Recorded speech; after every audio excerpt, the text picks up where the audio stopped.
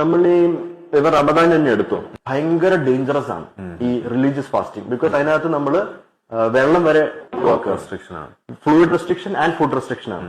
അപ്പം ബേസിക്കലി ഒരു ഒട്ടും ഫാസ്റ്റ് ചെയ്യാതെ നോർമലായിട്ട് ആഹാരം കഴിച്ചുകൊണ്ടിരുന്ന ഒരു വ്യക്തി പെട്ടെന്ന് ഇതങ്ങ് സ്റ്റാർട്ട് ചെയ്യുവാണെങ്കിൽ ബോഡിക്ക് ഇതായിട്ടൊന്ന് അഡ്ജസ്റ്റ് ആകണ്ടേ. ആ അഡ്ജസ്റ്റ്മെന്റിന്റെ ഭാഗമായിട്ട് പല പല മാറ്റങ്ങളും നമ്മുടെ ബോഡി സിസ്റ്റത്തിൽ വരും.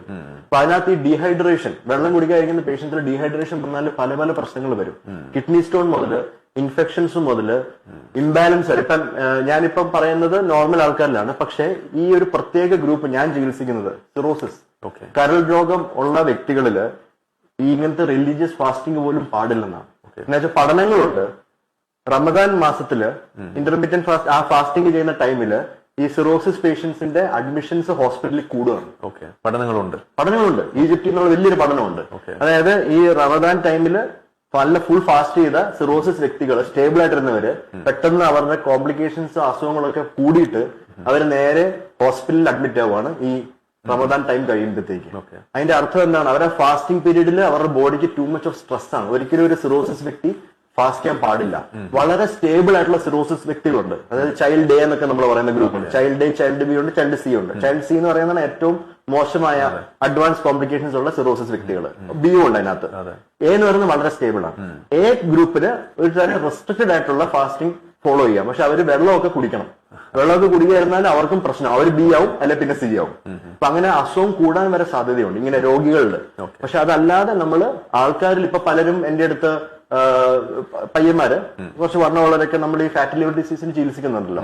അപ്പൊ അവരെന്ത് ചെയ്യും? കുറച്ച് വണ്ണം എക്സ്ട്രാ കുറഞ്ഞോട്ടെ എന്ന് വെച്ചാൽ റമദാൻ ടൈമിൽ അവർ ഫാസ്റ്റ് ചെയ്യും. പക്ഷെ അവരൊക്കെ തിരിച്ചു വരുമ്പം അവരുടെ ലിവർ ഫംഗ്ഷൻസ് ഒക്കെ, ലിവർ ടെസ്റ്റ് ഒക്കെ ഭയങ്കരമായിട്ട് കൂടിയാ വരുന്നത്, കുറഞ്ഞല്ല. എന്താന്ന് വെച്ചാൽ പെട്ടെന്ന് വെയിറ്റ് ലോസ് വരുന്ന പേഷ്യൻസിനും ആൾക്കാരിലും ലിവർ ഫംഗ്ഷൻസ് മോശം. അപ്പൊ ആൾക്കാർക്ക് ഒരു ധാരണയുണ്ട് പെട്ടെന്ന് വെയിറ്റ് കുറഞ്ഞാൽ നല്ലതാണെന്ന്. തെറ്റാ. പെട്ടെന്ന് വെയിറ്റ് കുറഞ്ഞാൽ ഫാറ്റ് ലിവർ കൂടത്തേ ഉള്ളൂ. അങ്ങനെ സഡൻ വെയിറ്റ് ലോസ് ഫാറ്റ് ലിവറിനെ മോശമാക്കുകയാണ്. അപ്പൊ അങ്ങനത്തെ ഒരു തരം നമ്മൾ ഫാസ്റ്റിംഗും ചെയ്യാൻ പാടില്ലെന്നാണ് കാര്യം. റിലീജിയസ് ആയിട്ടുള്ള ആൾക്കാർക്ക് ഇത് ദഹിക്കില്ല. പക്ഷെ നമ്മളൊരു സയന്റിഫിക് ആയിട്ട് ഒരു മനുഷ്യർ അവരുടെ ഹെൽത്ത് എന്നുള്ള രീതിയിൽ ആലോചിച്ചാൽ ഇതൊന്നും അത്ര നല്ലതല്ല, ഭയങ്കര ഡേഞ്ചറസ് ആണ്. അല്ല, മാത്രമല്ലല്ലോ ഇപ്പൊ റിലീജിയസ് ഫാസ്റ്റിംഗ് എന്നൊക്കെ പറയുന്ന ഒരു ബ്ലാങ്കറ്റ് ഒരു ഇൻസ്ട്രക്ഷൻ ആണ്. എല്ലാവരും അങ്ങ് ചെയ്തോളുക എന്നുള്ള രീതിയിലാണ് പറയുക. അതില് പക്ഷെ അവര് പറയുന്നത് അതായത് അസുഖമുള്ള ആളുകൾ എടുക്കണ്ട എന്നൊക്കെ ഉള്ളതാണ് അവർ നിയമം പറയാം. പക്ഷെ നമ്മൾ പറയാറുള്ള മറ്റൊരു കാറ്റഗറി ഉണ്ട്, സബ് ക്ലിനിക്കൽ, അതുപോലെ ഇതുപോലെയൊക്കെയുള്ള കേസ്. ഇതൊന്നും ഈ റിലീജിയന്റെ കണ്ണിൽ വരാത്ത, റഡാറിൽ ഇല്ലാത്ത ആളുകളാണ്. പുതുതായിട്ട് അസുഖം ഉണ്ടാകുന്ന ആൾക്കാരുണ്ട് ഇതൊക്കെ ചെയ്തിട്ട്. നമുക്ക് അറിയില്ലല്ലോ.